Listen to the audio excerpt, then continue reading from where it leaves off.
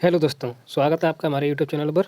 आज हम क्षेत्रफल और आयतन ज्ञात करने वाले जो फॉर्मूले होते हैं, जो सूत्र होते हैं, उनको हम याद करना सीखेंगे। कैसे उनको हम याद कर सकते हैं और कैसे उन्हें लिख सकते हैं, और जब हम कभी भूल जाते हैं तो हम कैसे उन्हें खुद बनाकर लिख सकते हैं उसके फॉर्मूले को। तो सबसे पहले हम आयत के बारे में बात करते हैं। आपको पता है आयत में आमने सामने की भुजाएँ दोनों बराबर होती हैं। जैसे अगर ये भुजा ए है तो ए भी ए होगी, ये भुजा बी है तो ए भी बी होगी। तो हमें पता है आयत का क्षेत्रफल होता है,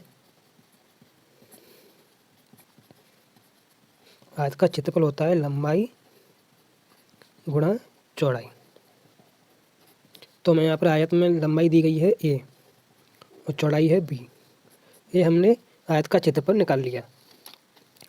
तो यहाँ पर ये जो आयत का क्षेत्रफल आ गया, इसी प्रकार हम घनाभ को देखते हैं।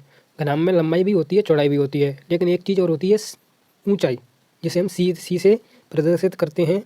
उसी प्रकार हमने यहाँ पर आयत में लंबाई और चौड़ाई का गुणा किया था, उसी प्रकार हम घनाभ में भी इन तीनों का गुणा करते हैं, लंबाई, चौड़ाई और ऊंचाई।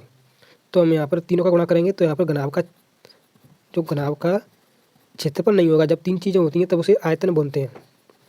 घनाभ का आयतन हो जाएगा लंबाई, चौड़ाई और ऊंचाई।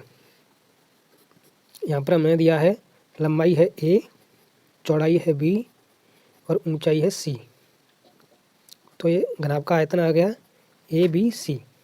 इसकी इकाई जो होती है वो हमेशा क्यूब में होती है। जैसे अगर ये लंबाई, चौड़ाई, ऊंचाई अगर सेंटीमीटर में है तो सेंटीमीटर क्यूब हो जाएगा। और ये क्षेत्रफल की इकाई होती है वो होती है स्क्वायर में। जब दो चीज़ों का गुणा होता है तब उसे क्षेत्रफल कहते हैं, जब तीन चीज़ों का गुणा होता है तब उसे आयतन कहते हैं। तो इस प्रकार हमें आयतन और घनाभ के बारे में सीख गए, ठीक है। तो अब हम देखते हैं वर्ग के बारे में।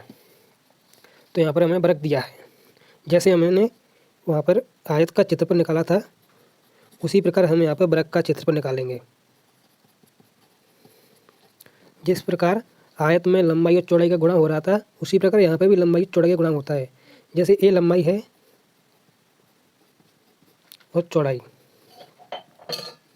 यही फॉर्मूला आयत में भी होता है और वर्ग में भी होता है।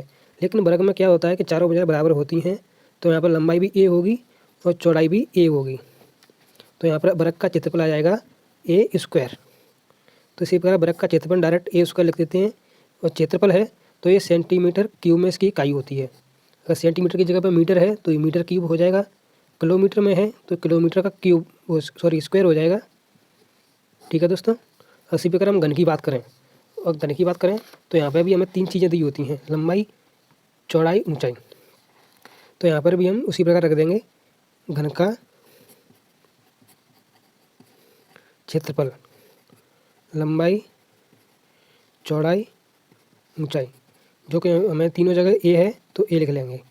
तो इसका क्षेत्रफल नहीं आयतन होगा यहाँ पर, तो इसका आयतन हो जाएगा ए क्यूब, ठीक है दोस्तों। इसी प्रकार अगर कभी आप भूल जाओ तो सिर्फ आयत के क्षेत्रफल से ही आप इन चारों के क्षेत्रफल और आयतन निकाल सकते हो।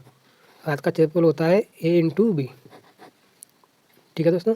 और अगली वीडियो में हम जैसे वृत्त से हम बेलन का क्षेत्रफल निकालना सीखेंगे और बेलन से शंकु का क्षेत्रफल निकालना सीखेंगे, ठीक है दोस्तों।